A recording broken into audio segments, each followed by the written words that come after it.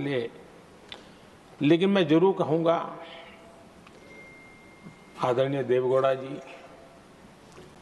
आदरणीय खड़गे जी, आदरणीय शरद पवार जी, ये ऐसे वरिष्ठ लोग हैं जिनके जीवन का आधे से अधिक उम्र संसदीय कार्य प्रणाली में गई है और इतने लंबे अनुभव के बाद भी सभी नए सांसदों ने सीखना चाहिए वैसे समर्पित भाव से सदन में आना, जो भी हमसे उनसे बन सकता है उतना योगदान करना,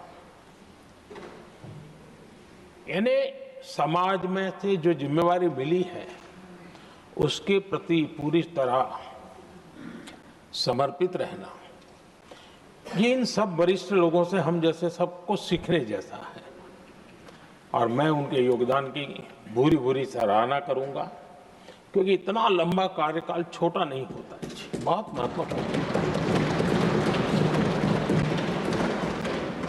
उसी प्रकार से हमारे उपसभापति जी हरिवंश जी विदाई ले रहे हैं। हरिवंश जी को लंबे समय तक इस सदन में अपनी जिम्मेवारी निभाने का अवसर मिला है। बहुत ही मृदुभाषी, सदन को चलाने में सबका विश्वास जीतने का निरंतर जिन्होंने प्रयास किया, और मैंने देखा है कि संकट के समय ज्यादातर उपसभापति के ही जिम्मे आ जाता है कि भाई आप संभाल लेना जरा, तो उनको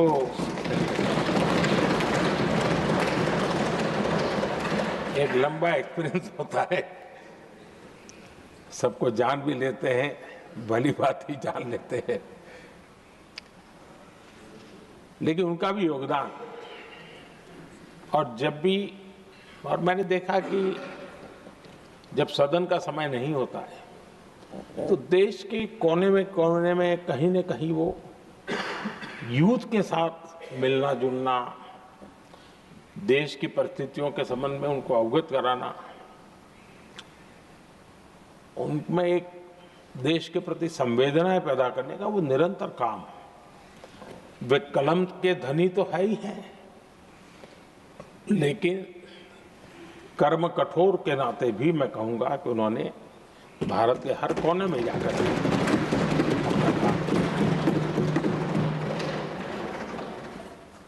आदरणीय सभापति जी, कभी कभी किसी समय हम सुनते थे कि सदन में बहुत ही हास्य विनोद व्यंग्य का अवसर मिलता रहता है। इन दिनों शायद धीरे धीरे कम होता जा रहा है, क्योंकि 24/7 मीडिया की दुनिया ऐसी है कि हर कोई कॉन्शियस रहता है। लेकिन हमारे आठवले जी हैं जी, सदाबहार है।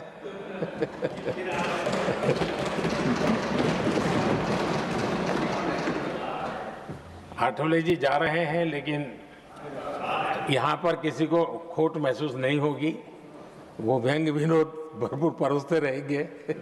जब ये पूरा भरोसा है। आदरणीय सभापति जी, सदन में से हर 2 साल के अंतराल के बाद एक बड़ा समूह हमारे बीच से जाता है, लेकिन ये ऐसी व्यवस्था है कि जो नया समूह आता है उनको बाकी जो लंबे समय से 4 साल से बैठे हुए साथी हैं, अनुभव है, नए लोगों को तुरंत उनसे कुछ न कुछ सीखने का अवसर मिलता है। और इसलिए एक प्रकार से यहाँ की जो विरासत है वो कंटिन्यू प्रोसेस हमेशा रहती है, ये बहुत बड़ा लाभ होता है। मुझे पक्का विश्वास है कि जिनको इस बार जाना नहीं है वो भी, जो नए माननीय सांसद आएंगे उनको उनके अनुभव का लाभ मिलेगा और उनका योगदान भी सदन को और समृद्ध करेगा, ऐसा मेरा पूरा विश्वास है। आदरणीय सभापति जी, हम लोग जानते हैं कि जीवन में या सार्वजनिक जीवन में जब भी कोई महत्वपूर्ण निर्णय करना होता है तो परिवार के लोग बैठ करके मन बना लेते हैं कि ऐसा करना है, लेकिन फिर भी कहते हैं अरे ऐसा करो, उनसे जरा पूछ लीजिए, एक सेकंड ओपिनियन ले लीजिए किसी वरिष्ठ से। और घर में वरिष्ठ नहीं तो कहेंगे मोहल्ले में देखो भाई, वो काफी अनुभवी है, जरा उनसे पूछ लो एक बार उनका मन क्या करता है। अगर कोई बीमार है तो भी कहते हैं यार ऐसा करो भाई, एक और डॉक्टर से जरा ओपिनियन ले लो। सेकंड ओपिनियन का बहुत महत्व होता है। मैं समझता हूँ हमारी संसदीय प्रणाली में ये सेकंड ओपिनियन की बहुत बड़ी एक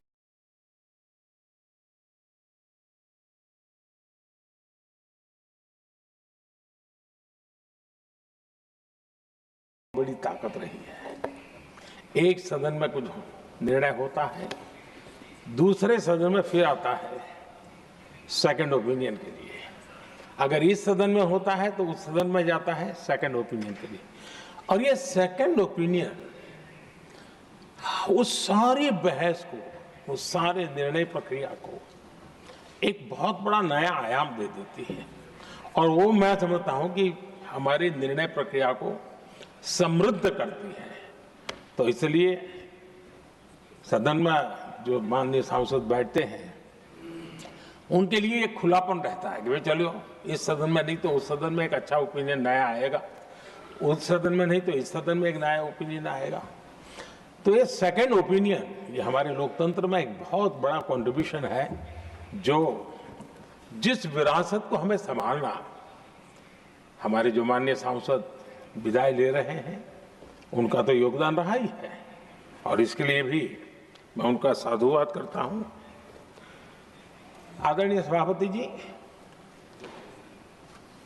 जो हमारे माननीय सांसद विदाई ले रहे हैं, बहुत आने वाले दिनों में तो शायद ये अवसर रहने वाला ही नहीं है, लेकिन ये माननीय सांसद ऐसे हैं कि जिनको पुराने संसद के भवन में भी बैठने का मौका मिला और नए संसद भवन में भी बैठने का मौका मिला।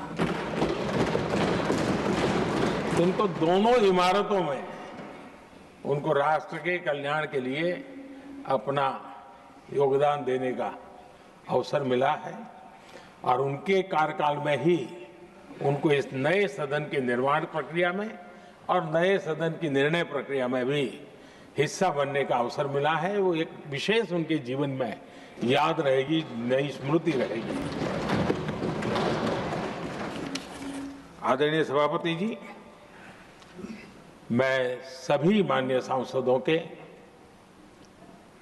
और मैं मानता हूं कि ये सदन अपने आप में एक बहुत बड़ी ओपन यूनिवर्सिटी है। राष्ट्र जीवन की कई बारीकियों से परिचित होने का अवसर सदन में प्राप्त होता है। एक प्रकार से हमारी यहां शिक्षा भी होती है, हमारी दीक्षा भी होती है।